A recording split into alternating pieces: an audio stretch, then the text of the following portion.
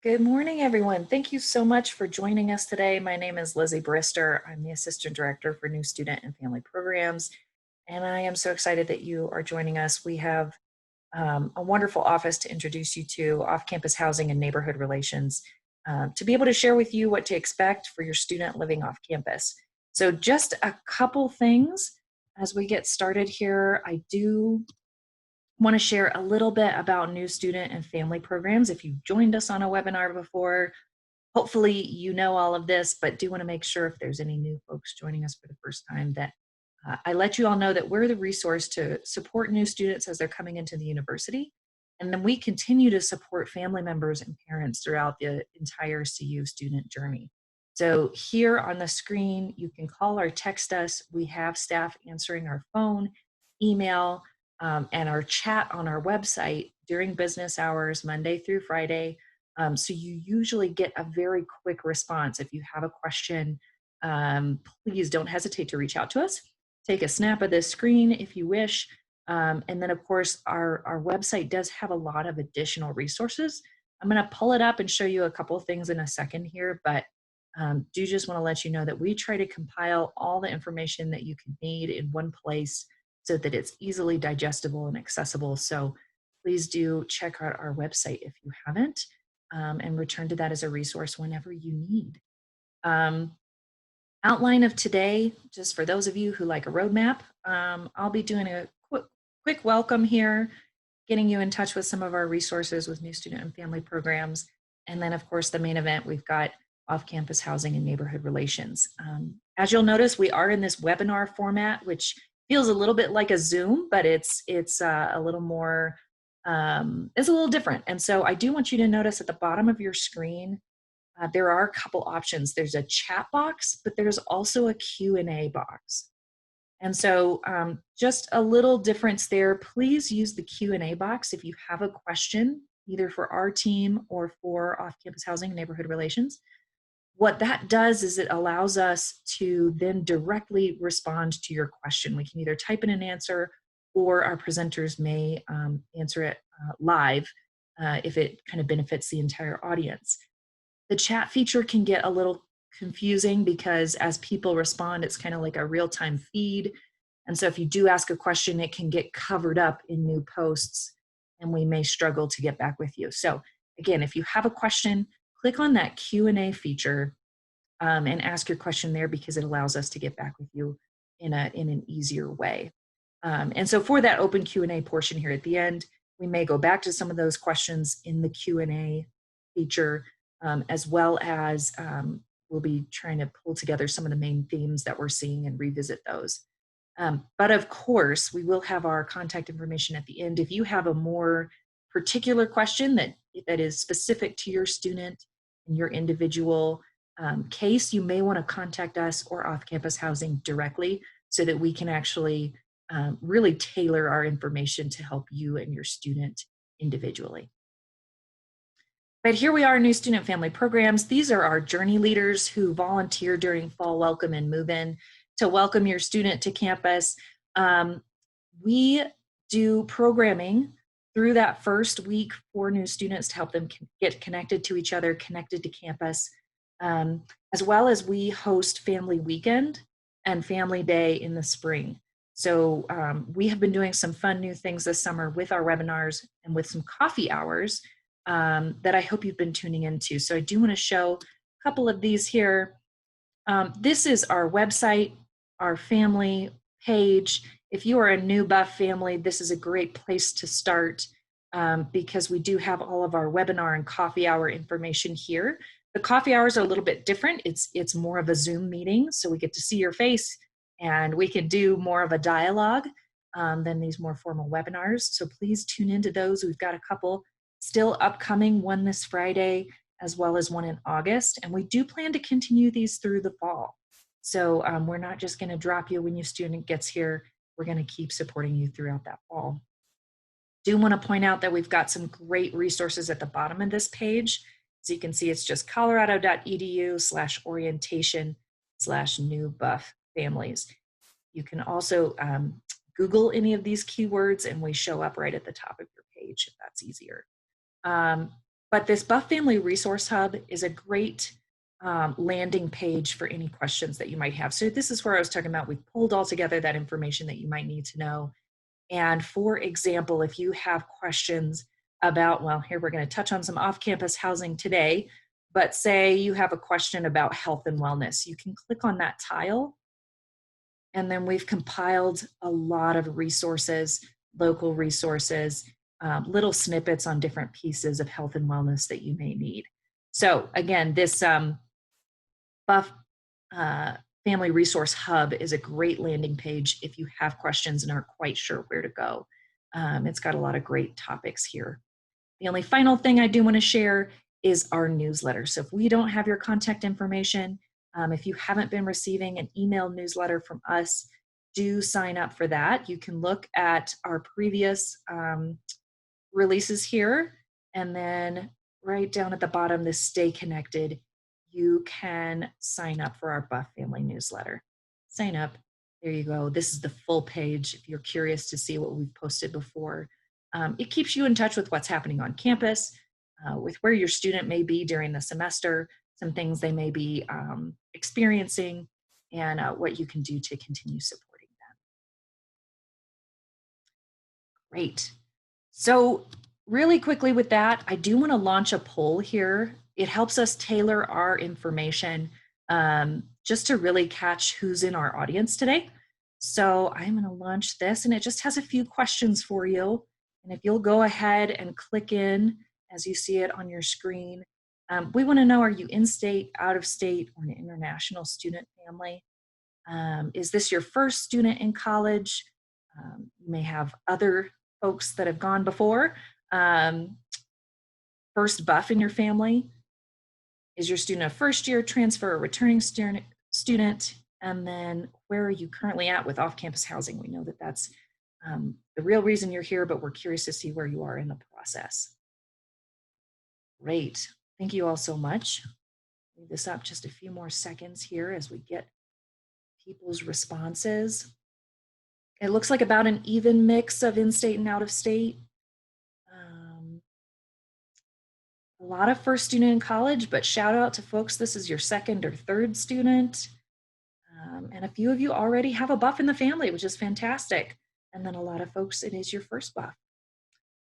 Lots of first year transfer, though. We have a good corner there, and then a few returning students. So, and then it looks like there is a mix of actively looking for off-campus housing. You've already got it, or you're not sure where to go. So thank you so very much.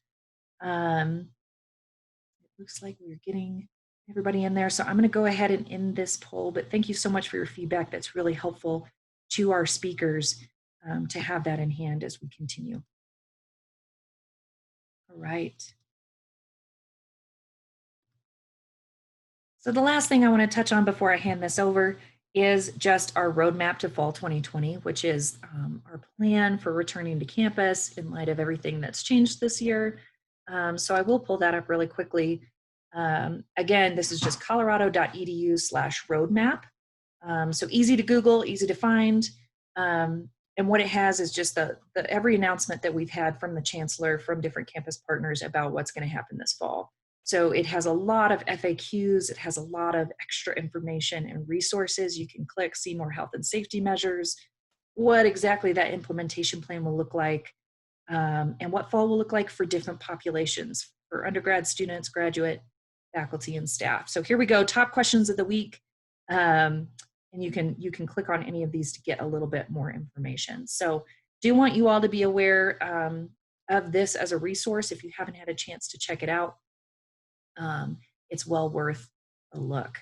You can also check out the COVID-19, here it is, colorado.edu/coronavirus page. A lot of that information is kind of being filtered into the roadmap for fall 2020. So truly, unless there were some more big updates on coronavirus specifically, we're adding all those updates to the roadmap. So with that, we're excited to see you here supporting your student. Don't forget to follow along at our new step-by-step guide on New Student Family Programs website. funnily enough, the biggest thing that we find helpful is just encourage your student to check their CU email.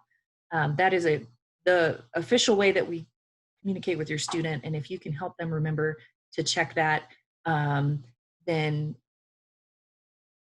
that's the best thing that you can do. So with that, I'm going to turn it over to our friends at Off-Campus Housing and Neighborhood Relations and introduce Jeremy and Jeff and Tara and Bruce.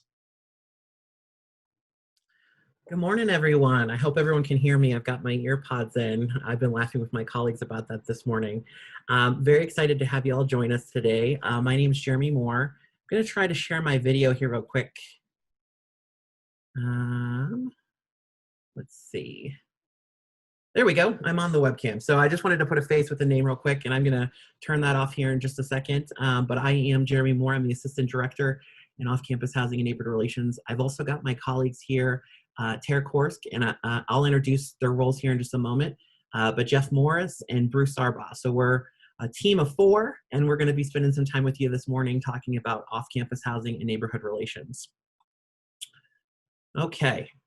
Lizzie, would you mind, actually maybe I can share my screen here real quick. Take over.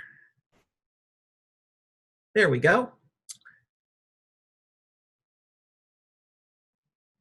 Okay, so as Lizzie said, we are Off-Campus Housing and Neighborhood Relations. I like to lovingly call us OCNAR since we have such a long acronym here, but we are the office that's dedicated towards supporting our buffs that live off campus, whether that's in Boulder or whether that's in another community, or students that might be commuting.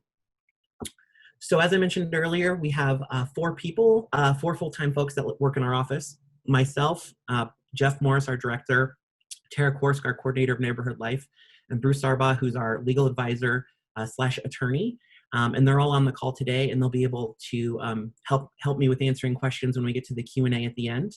We also have quite a few students that work in our office. So if you ever reach out to us, whether it's via phone, email, we also have live chat on our website between 9 and 5 Mountain Standard Time. And certainly would encourage you all to reach out to us in any of those ways. But if you do reach out to us, you're probably going to hear either from one of us or one of our students. And our students are really a fantastic part of our office. We have some neighborhood ambassadors that work and live in some of our residential communities, specifically the University Hill area. And then I also oversee a group of commuter peer mentors, and I'll talk a little bit more about them later, since they are key to our first-year cohort of our students that live off campus. So who lives off campus? And these numbers are from last year, because obviously we haven't quite gotten into fall yet for this year. But in general, we usually have about 25,000 students total that live off campus, about 72% or 73% of our total CU Boulder enrollment. And so the housing options for students, we have residence halls, obviously, students live in, Bear Creek Apartments, family and graduate housing, and then our students that live off campus in the neighborhood areas. I'm going to go through some of our different student resources for you all today, because I did see from our poll that we have folks that are still looking for housing, and we're here to help you with that. I saw in the poll that we have some folks that don't know how to get started. So we're also here to support you through that journey too. So our primary resource that we have is Ralphie's List. It's our rental database. And your students should be able to access that if they've been admitted and gotten their CU identikey. Identikey is a fancy name for just a username. But that's what we call the username and password that's assigned to all CU students here at CU Boulder. And that website can be accessed at Ralphie's, there's an S in the middle there, ralphieslist.colorado.edu, as outlined here. And then if you go to the login option here at the top of the screen, it'll have an option to log in as a CU affiliate. I know we have a lot of parents and family members on the call today. You are certainly welcome to request a guest account if you would also like to go into Ralphie's List. We do manually approve those on our end, and so sometimes we encourage that it can take up to 24 to 48 hours to approve those. So it's not instantaneous, but we are doing our best to try to get those approved as quickly as possible so that folks can go into the rental database. One of the great things about Ralphie's List is you can search based on price, availability. You can also look for roommates, because I know a lot of our students are looking for other first years to live with. And so with the roommates profile, and I'll actually share my screen here real quick. All right, I'm gonna go ahead and go into Ralphie's List real quick, just so y'all can see what this looks like real time. I'm going to log in.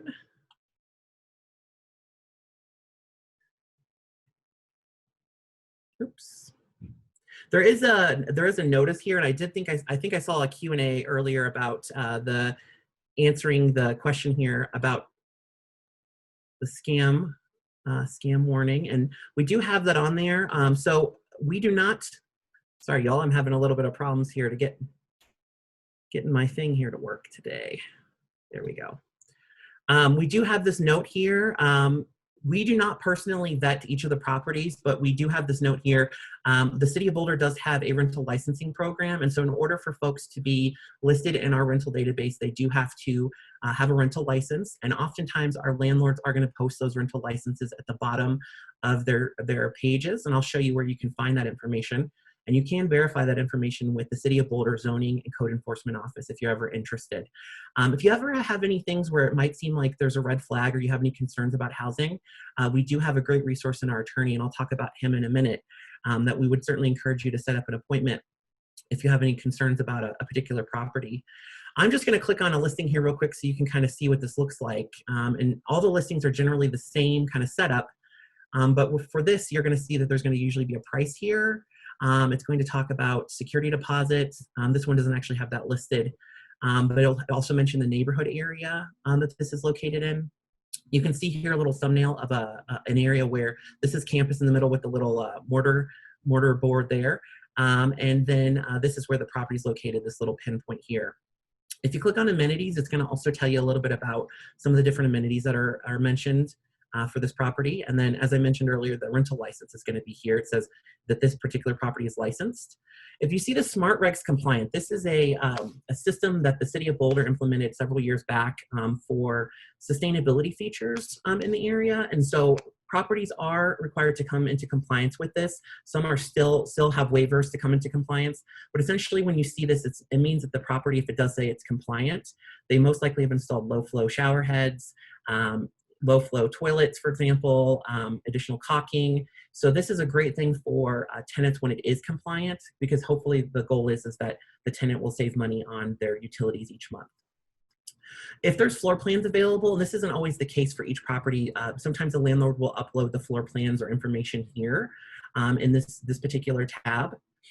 And then on the map tab here, this is something that I definitely want to highlight again. So we saw the map earlier, but on this view, you can actually see how far the property is if you are walking, biking, taking the bus. And generally, if there's bus information, it will automatically pull this in from our regional transit district. It'll actually say what the bus line is that the student could utilize, or if the student was driving. And I do want to mention that this is a great feature. It's not always 100% accurate, because it is relying on Google Maps. And as our students become more aware with campus, oftentimes they can find that there's quicker routes if they're cutting across campus, for example. But this is something that's really helpful if you're looking at maybe where our property might be located in proximity to our campus.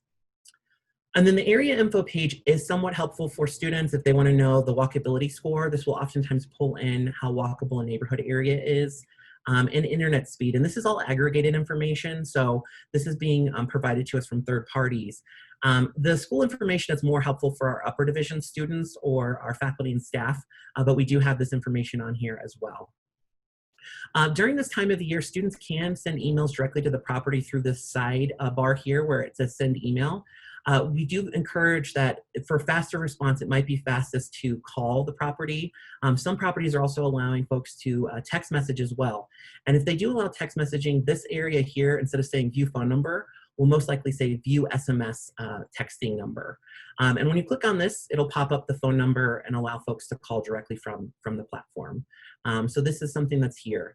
But again, I would encourage folks to try to call to get faster response, since a lot of properties are getting quite a few emails during this time of the year. And the roommates tab is here at the top. I mentioned that earlier. So this is kind of, for lack of a better term, kind of like a Match.com. You set up a profile. You have to set up a profile to search other profiles, but you put up a picture. You can put in your interests and gender preferences, smoking preferences, pets, cleanliness, etc. And you can also search by graduation year as well down here at the bottom. So for those of you who have first-year students and are looking for your student to live with other first-year students, you can utilize this graduation year feature to really narrow down your options as well. And individuals can favorite if they want to contact a couple roommates, for example. And if folks need help contacting roommates or pointers on that, we're certainly happy to help with that. And we always encourage folks to try to have a conversation with someone before signing a lease with them, if that is possible. We also have a message boards feature on Ralphie's List. So on here, you can just look for some different things. We have an area here for our first year students, individuals that are looking for sublets, study abroad connections, and for our transfer students. Under the resources tab, we've got a couple of documents that folks can download, including our apartment complex guide. This is a fairly comprehensive 23+ page document that has a fairly exhaustible listing of properties in the area. I'm going to encourage families to utilize this as a secondary option just because it can be a little overwhelming to go into this document first. But it is here for you if you want to cross-compare options, particularly if you're looking for short-term housing or things like that. We try to keep this as updated as we can with all of our stuff. We also have a blank roommate agreement form. If folks are interested in having that, if you're entering into, your students entering into a situation with another student. Generally, a lot of our properties that are working with students are going to have a roommate agreement or some sort of process, but if not, we do have this available here. Okay, I'm going to go ahead and flip back over now to our Google Slides so I can continue. All right, so that was Ralphie's List. And I already pointed this out, but again, just a pro tip, it's really, I think, important to look at and here's an example of one of our bus lines, if that information was available. All CU students are gonna receive a RTD. RTD stands for our Regional Transit District. They're all gonna receive a college pass to be used for that, and it's included in their student fees. That includes all the buses in Boulder, buses down to Denver. There's also a Skyride bus that goes to the airport, and any light rail in Denver. Students will be able to utilize those as long as they're a student and paying their student fees. And they will, my understanding is those will be mailed to students along with their Buff One card if they are meeting the deadline to submit their photo. And our new student-friendly programs, folks might be able to drop into the chat, but I believe that deadline is coming up here on the 24th. So I think that's this week. I might not be 100% correct on that. So our new student family programs friends might be able to share the exact deadline for that, but I believe that is coming up this week in order to get those Buff One cards mailed. Wanted to quickly go over some of the popular neighborhood areas in Boulder. So the Hill, and in the middle of here is the campus, CU Boulder campus. And so these color-coded areas are some of the popular areas that our students choose to live in. Want to make sure that I mention that none of these are student only. And so there is permanent residents living in each of these areas, but some of these areas have more students than others. So the Hill is where a lot of our second year buffs will decide to often live after moving out of the residence halls. It's a lot more house style options there, and that's where a lot of our Greek community housing is also for those organizations that do have houses. Goss Grove is going to be down towards the Pearl Street area, that kind of commercial district area, if any of you have ever been to Boulder and kind of checked that area out. And so generally, I wouldn't say that we have as many first year, second year students living there. And the same with North Boulder. That's where a lot of our upper division and graduate students might choose to live. A lot of our first and second year students have really chosen this East Aurora community in recent years just because there's a lot of newer property there, a lot of 9-month lease availability, and options that are more furnished. And so this is an area that's very close to campus. There is an underpass that goes right under this road here at 28th Street that connects directly to campus. So to give you some comparison, the engineering building is over on this side of campus, as well as our business building, business college. So for students that might be in those programs, this might be a great option, but we do have a lot of first and second year students living on that part of campus. And then Martin Acres is an area where there's a lot of single family detached homes. So again, this might be an option that's better for our students that are more upper division or even our second year students. So a lot of our first year students might choose to live again on the Hill area or in the East Aurora community. If you have any questions about specific things that your student might be looking for as far as amenities or distance, or want to talk about their specific academic program, we're always happy to talk through those things one-on-one. And I'll give you our contact information at the end of the presentation here. Wanted to share this slide as well, and I always like to preface that this is not something that's an exact science. I pull this every year for the purposes of our financial aid office. And we pull this from our rental database. So we have a fairly sizable sample to pull from, but these are just base rents. These do not include any of the utilities or other fees that might be included, such as parking. But I just wanted to show an illustration here of what the last couple of years have looked like in our market. And if you're looking at things like the 2, 3, and 4 bedroom, these monthly rates would be divided by multiple individuals, most likely, so multiple roommates. And the City of Boulder does have an over-occupancy ordinance, which basically states that only 3 or 4 unrelated individuals can live together. That's based on zoning.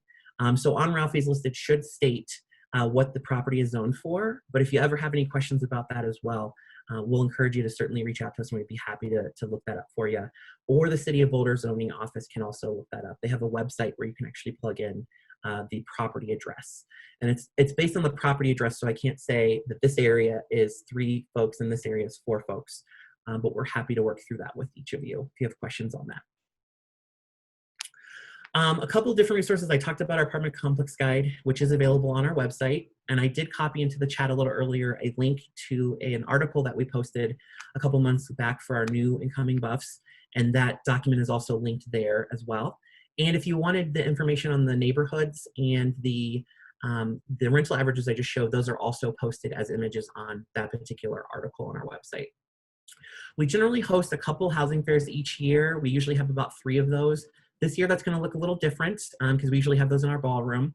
We are anticipating that those will be virtual opportunities this year, which students will be able to attend virtually. And I have some information. We actually have a housing expo coming up next week. So for those of you who might be still looking for housing for your student, or if we have any students on the call today, I would certainly welcome and encourage you to attend that. It's going to be from 10 a.m. to 1 p.m. Mountain Standard Time. And we are still in the process of finalizing our registration, but I'm going to post, after I get done with this, I'll post a link to that landing page where you can sign up once the sign up is live here in the next couple days.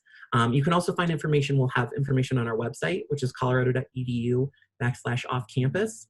There's no cost to attend this event, and we'll have properties from the area that still have current availability, talking about their properties, answering questions, etc. So certainly encourage folks to attend that if you're available to do so. Now I want to talk about Bruce. Bruce is a fantastic resource that we're very fortunate to have in our office. He is an attorney, and students can meet with him for free to get legal consultation and advice. Particularly before folks sign leases, you can meet with him to get a free lease review this is for all fee-paying CU students. And also, if there's ever any security deposit issues later on in the tenancy, students can certainly meet with him at that time too, or if there's roommate conflicts or things like that. To set up an appointment, you just have to have your student reach out to us, and I'll provide our phone number and email in a moment. But he's available every Tuesday and Friday during business hours. Right now, he's doing all of his consultations remotely through phone or Zoom conferencing. And we always encourage families, and families are always welcome to participate in these consultations. We just ask that a student be present during the legal consultation, because we're trying to provide skills for lifelong learning for our students for when they graduate from CU and go to sign a lease themselves. So that way they know what they're looking at. But Bruce is a tremendous resource, and we're so fortunate to have him in our office. And again, there's no cost to meet with him. We do encourage advanced appointments. So we don't allow like a walk-in appointment, for example, and his schedule does fill up often during high levels of pre-leasing time, but we'll definitely try to accommodate as many students as we can. Also wanted to mention that our student code of conduct applies both on and off campus. This is different for each institution. So if your student might have been looking at other institutions, this might vary from school to school. But at CU Boulder, basically our student code of conduct essentially follows the student wherever they are, or as I like to say, we are buffs wherever we are. This is going to be particularly important this year as we're looking at COVID-19 and social hosting and things like that with parties. Our student code of conduct has also recently been updated in response to health ordinance information. We currently have a mask mandate by Governor Polis, the governor here in Colorado. So our code of conduct has been updated to make sure that our CU students are taking these things seriously, and that they realize that they do have responsibility as a member of our CU community, but also as a member of the Boulder community. So just wanted to make sure I mentioned that. For those of you who have first-year students, I want to go over really quickly our commuting bus program. This is a program, you've probably heard the term cohort quite a bit over the last couple months in our roadmap document that our chancellor outlined. So if you have a first year student that's going to be living off campus, they will be automatically assigned to our Commuting Buffs first year cohort. And essentially this is a group just for our first year students that I administer out of our office. And we're hoping to have all the students assigned to their individual cohorts. We'll have a large cohort, and then there'll be smaller, more intimate cohorts within that overall group. We're hoping to have them assigned to those smaller cohorts sometime in mid-August. Right now, I'm looking to do my best to try to assign these based on college or anticipated college, as well as commuting location. For example, if a student is living in Boulder and they're going to be a Leeds business student, we're hoping to try to get down to that level where they can be with other students, like-minded students that are taking the same program, and also commuting from the same location. Each of the students will also be assigned a commuter peer mentor or CPM.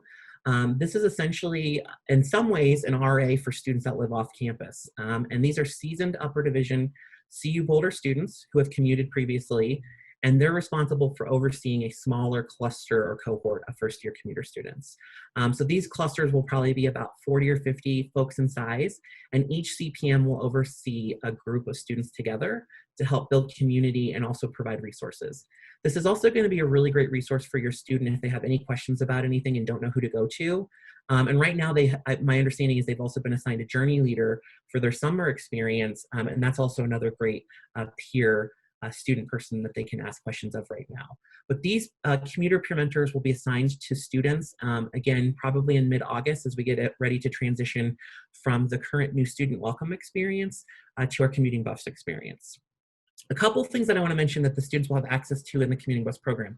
They'll get a weekly newsletter each week, packed full of information about upcoming events on campus, resources. Each first year student is eligible to use our free tutoring resources through our ASAP program. This is a great resource for them. They don't have to pay anything to use those tutoring resources. We also have some great ways for them to connect with their fellow first years. We'll have ongoing large and small group meetup opportunities throughout the year, virtually, but also some in person as we're able to, based on our current size of groups, in-person groups. And we have a virtual community through Microsoft Teams to enable chat messaging and video conferencing and more ongoing conversations and things with students in a virtual format. I mentioned this earlier, but I just wanted to highlight again that all CU Boulder community members, faculty, staff, students, will receive an RTD college pass for the case of students, and they can use that anywhere on our regional transit districts. Sorry, I'm getting all bumbled up here today. Our regional transit districts transit network, and that includes our buses, our light rail, and the Skyride to the airport. So this is a great way for students to get around. And RTD is limiting the number of folks on buses this year. So we certainly encourage folks to try to get on those, early and not wait till the last minute. But there is a great app called Transit that is free to download on smartphones. And it does have all of our real-time local bus information available. So that was a quick run through of some of our services, and we want to spend the rest of the time this morning kind of going over some Q&A. But before I do that, I want to make sure that you'll know how to get a hold of us. So we're available on Twitter, Facebook, and Instagram. They're all the same handle. It's at CU Off Campus, all one word. And then we are located in the University Memorial Center on the 3rd floor in 313. Our office is still currently working remotely, but we're going to be transitioning to in-person, kind of an in-person skeleton operation here very soon. So we'll have folks in the office again physically. Right now, you're certainly welcome to get a hold of us at any time during business hours, Monday to Friday, via phone, which is 303-492-7053. And then our website is och.colorado.edu. You can also do colorado.edu /off-campus as well. Both of those will get you to the same place.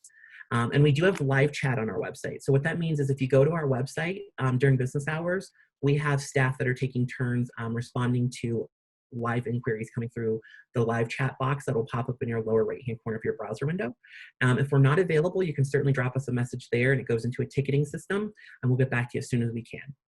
So that's how you can get a hold of us. And I'm going to actually leave that last page there for at the very end, but I'm going to go ahead and stop sharing my screen. And I'm going to unmute my colleagues here from our office so that we can help answer some of your Q&A questions. Okay, so I think I've got Jeff, who's our director, Bruce Sarba, who's our legal advisor / attorney, and then Tara Korsk, who's our coordinator of neighborhood relations. They're all on the call this morning. Do you all want to say hi real quick to our group? Hello. Sorry, I'm busy typing in a quick answer. Tara and Jeff, are you all on the call? I'm here. Yes, I'm Tara Korst. Like Jeremy said, I am the coordinator of Neighborhood Life. Just to go over a few things that I kind of oversee in our office, we have a neighborhood ambassador program that I oversee. Currently, this program focuses on our Hill neighborhood, but we have peer mentors that live in the neighborhood and have helped students in their transition to or ongoing experience living in that neighborhood, and have helped build community between our students and long-term residents. And we are hoping to explore expanding this into other neighborhoods, including the East Aurora neighborhood that we have mentioned earlier.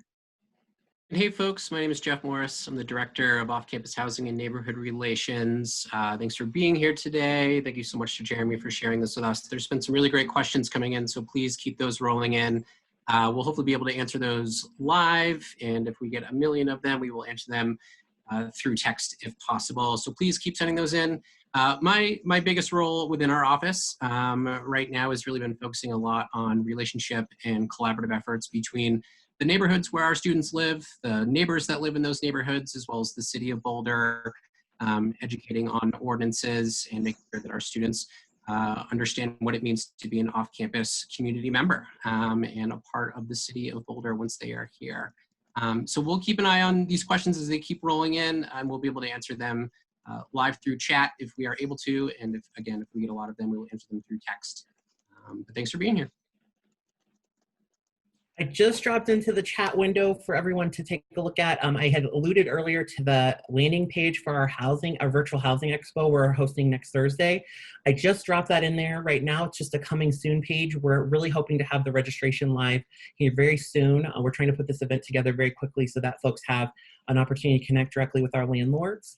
We'll have the registration page updated, hopefully, I'm hoping by the end of this week, but that is the page, ochexpo.haysummit.com. If you go there, it'll just take you to that coming soon page, but that is where we'll have the ability for folks to sign up. And again, there's no cost to attend that event next Thursday, and it's going to be from 10 a.m. to 1 p.m. So I saw some questions came in while I was busy talking, and I think I can answer a couple of these, and I'm going to invite my colleagues if they have things that they might be able to answer specifically as well. So I see one here about a cohort for transfer students. And we won't have a cohort like the commuting bus program specifically for transfers, but what we will have is we'll have a transfer student liaison, and we are hoping to try to create a virtual community for those transfer students so that they can be connected with our community, our larger CU Boulder community. So there won't be the same kind of clustering, but we are hoping to have opportunities for our transfer students to connect with one another. Okay, let's see what else we've got here. How do we let the commuting bus program know our first year student is living off campus? My daughter sent an email a week ago and hasn't heard back. I'm sorry about that. We should already know that students that are exempted from the residence halls or on the wait list, we should already know that they are going to be part of the commuting bus program automatically. I get a weekly list of those students, and so the students that we're getting from occupancy management, which is our office that does the residence hall bookings, we're automatically getting those. So those students will be put onto the email listserv and also be assigned to cohorts. If you have concerns that your student might not be on that, we can certainly, I can look those up one-on-one, and I would be happy to confirm. I can see if your daughter did send us an email, we can double check on that and make sure. Apologies for a delay on that, if there was one. Let's see. If my first year student lives in East Aurora, do they need a car? So East Aurora is probably about a 5 or 10 minute walk to get onto campus, but it depends on how far away the student needs to go. For example, if they're going to the opposite side of campus where their classes are, They might need a car if they want to get around Boulder or go to other places in the community.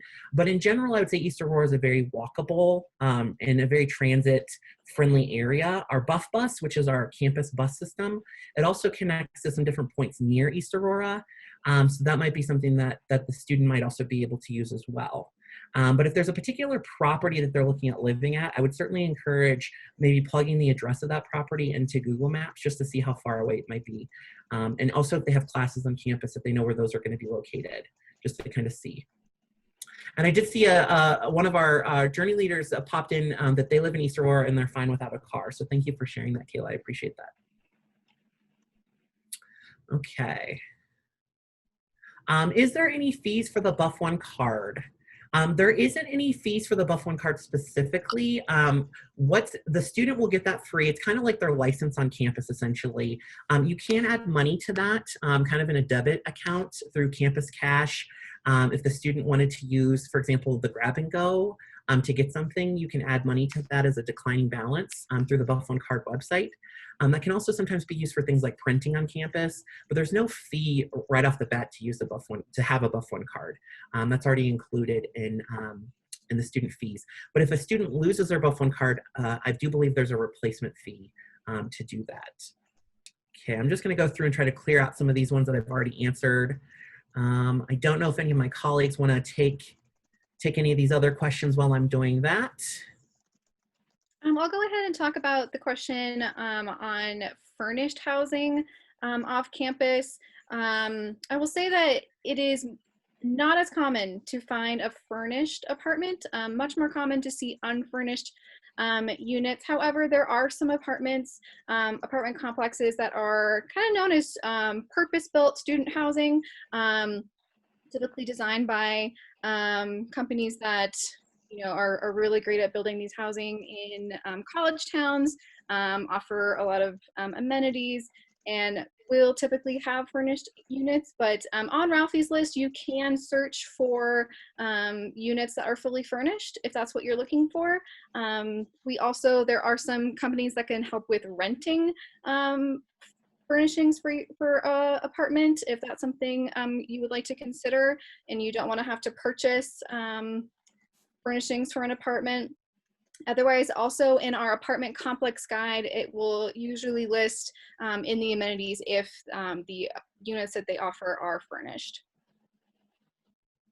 Okay, so the question about the waiting list for on-campus housing, that's a question that I would definitely direct towards our friends over in occupancy management, or their information is on housing.colorado.edu. And we can probably pull up their phone number here real quick too to provide that. I think they might also have live chat availability on their website, but they're maintaining the wait list and directly communicating with students through that. So our office doesn't have anything to do with the waiting list specifically, but if students are going to be living off campus, we'll be communicating with them, like I said earlier, for the community bus program. But if folks are interested in knowing more about where a student might be on the waiting list, we would direct those inquiries to our friends in occupancy management for on-campus housing. And I don't know if one of our new student and family programs friends might have, I can find it too, but if somebody has the phone number real quick, they could drop into the chat for the occupancy management folks. I think I know it off the top of my head, but I don't want to take a chance. I want to make sure we get the right information. I do want to jump in. Hi, this is Abby Strews. I'm in New Student Family Programs. I've been answering some of the text questions. I do want to jump in and say that it's not necessarily as clear cut as I'm 5th on the waiting list or I'm 10th, because what your student is waiting on is somebody who matches their academic and gender identities to leave housing.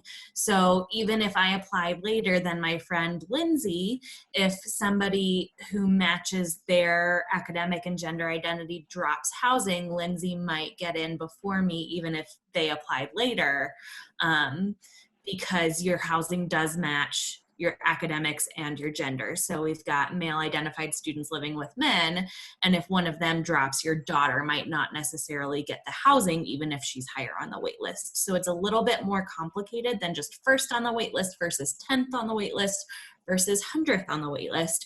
So even occupancy management may not be able to give a straight up number on the wait list just because it gets very complicated very fast. Yeah, thank you for that, Abby. I think that's a really good way of putting that. And Kayla, thank you for dropping in the phone number. It's 303-492-6673 if anybody wants to reach out to them directly. I'm seeing a couple questions here on the dining halls. So from my understanding, and our new student family programs might have more information on this as well to share. From my understanding, students that live off campus will still be able to do grab and go options by adding money to their cards, like I mentioned earlier with the campus cash option. And we have several grab and go options on campus where folks can pop in, and that information is on our dining website. Is there anything else that you would add with that, Abby, or any of our journey leaders on anything that we might know about how the dining?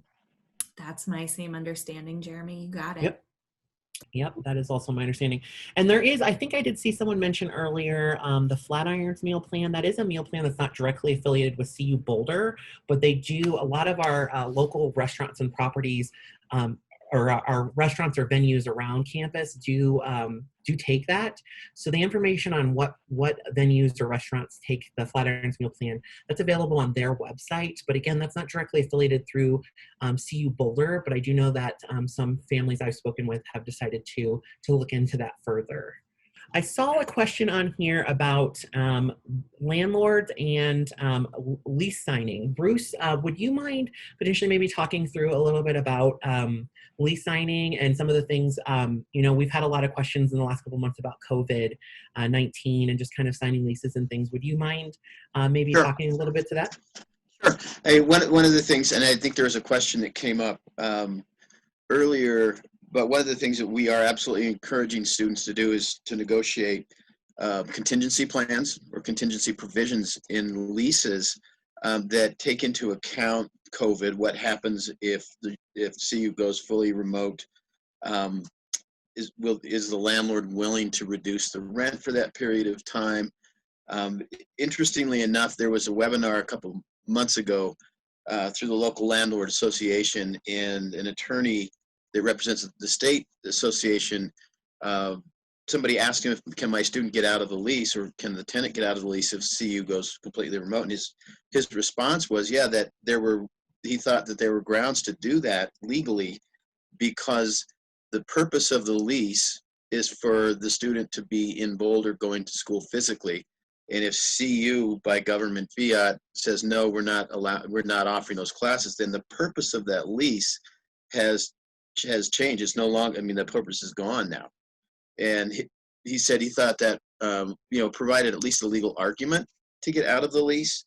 But he also, and I agree with him, he also cautioned that you probably would end up with quite a dispute with the landlord.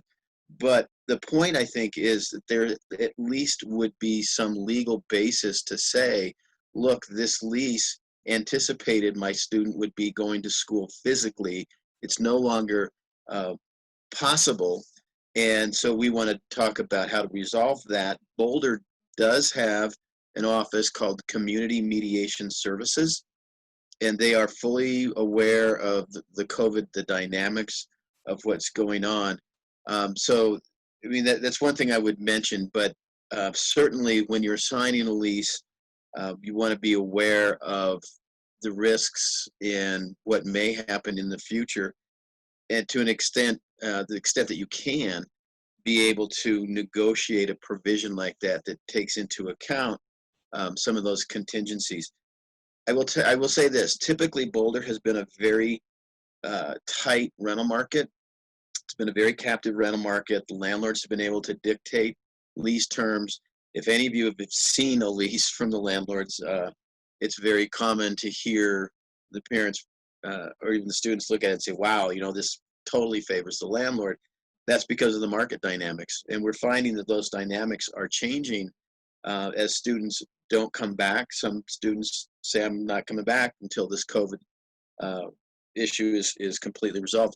So that they're changing, but that leaves, I think, an opening for students to negotiate these leases a little bit more favorably than they have been in the past. So absolutely, I think that something that we are encouraging students to address, not only with their landlord, but we also have a student roommate agreement, and we're working on a COVID kind of addendum to that as well. We don't have it completely ironed out yet, but that should be coming. So I hope that answers the question. Bruce, I think I saw another question about someone asking about their students only 17 and being able to legally sign a lease.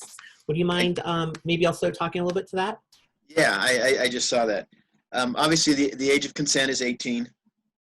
So we actually have discussed this with CU Legal Counsel about students signing for dorm agreements, and basically it comes down to the student is not of age until they're 18 to sign on their own, and therefore landlords would be required to have a parent sign on behalf of the student.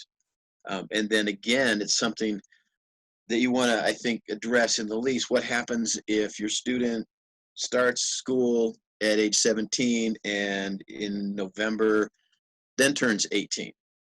Does that change the dynamics of the lease?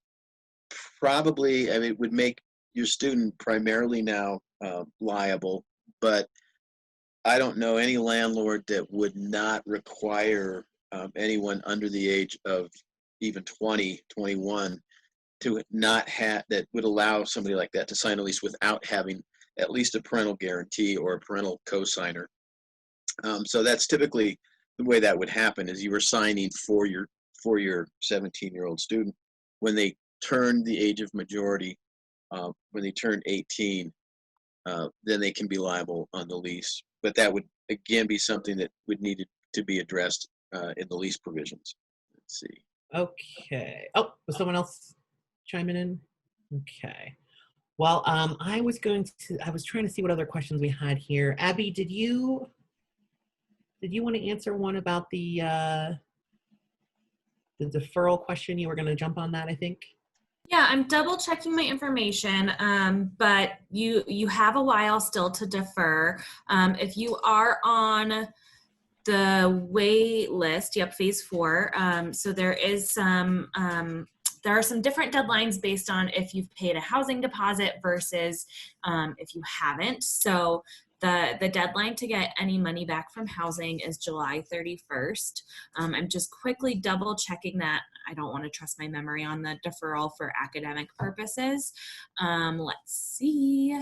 Abby, I can also, but you still if you've have got it. quite a bit of time for that. This is Lizzie from New Student Family Programs. And for deferral, regardless of housing, again, that's the deadline to get your housing deposit back is July 31st. You can defer up until the first day of class, which this year is August 24th.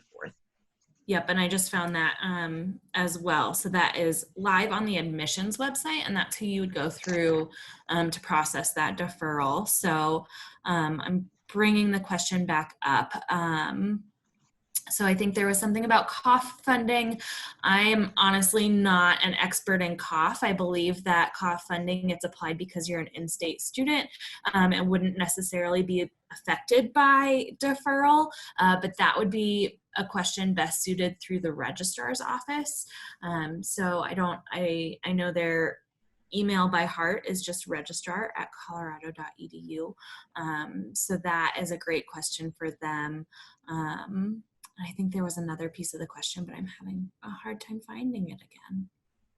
I think we also had a question that just came in about what is a deferral? What does that mean? Gotcha. Yeah, deferral means that you are saying, I'm not going to come this fall, but I'm going to come to CU later. So CU allows students to defer for up to a year. And that would mean that when you do come to CU, you don't have to reapply. You just say, okay, I'm ready to come to CU now. So that does go through the admissions office. I have seen folks change their mind about when they're coming back. So let's say you defer until the spring, you can then potentially change your mind and defer until next fall, or vice versa. Honestly, sometimes when students defer, if they aren't taking classes elsewhere, they get bored. They think they want a gap year and then they get bored and they come back earlier. Obviously, everything is different this year, but I have seen people change their mind about how long they're deferring. So CU does let you defer up until a year after you were originally supposed to start, and that process goes through admissions. Thanks, Abby and Lizzie. So I know Annie had a question a little while back, so I want to make sure we get to that. So the question was the timeline for decisions on hotel or freshman off-campus cluster. I received a survey, did not see a timeline listed. So that survey came out, from my understanding, from our occupancy management friends. And I know they're working as quickly as possible to try to get that information and to make, they are fully aware that folks are trying to make decisions as well for their students as quickly as possible. So certainly they would be able to provide a little bit more information on maybe a timeline or questions you might have about that, since they're the ones that are administering that. But if you have questions about signing a lease or anything about finding housing or the commuting bus cluster, we're certainly happy to answer those or talk through those after the webinar. And then a question about statistics for first-year students that live off campus. So the whole reason that our commuting bus program was really developed and started in 2015, we've really been working to iterate and add to it, is to provide a sense of community and connection for our commuter students. Obviously, when students live off campus in a traditional year, it kind of even before COVID-19 impacts, you know, the touch points are different, obviously, for students. And so it's really important for me and for our office to provide those touch points for our first year students.